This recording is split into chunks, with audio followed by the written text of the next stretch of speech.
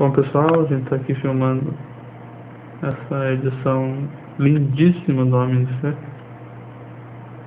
que chegou ontem aqui dos Estados Unidos, edição exclusiva da Target, com 3 discos, embalagem, como é que é o nome?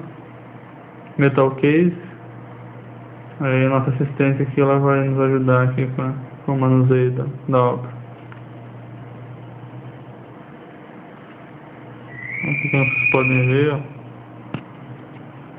o material é excelente, não é um steelbook, ele é metal case, é um metal mais fino, ainda assim bem rígido, bem bom. Olha a arte, que coisa linda.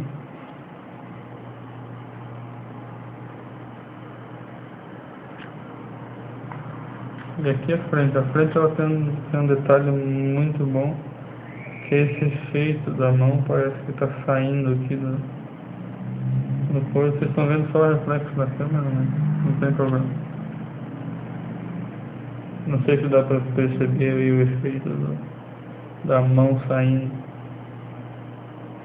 E bom, é isso. Por hoje é isso. Então até a próxima sexta-feira. Até mais. Um abraço.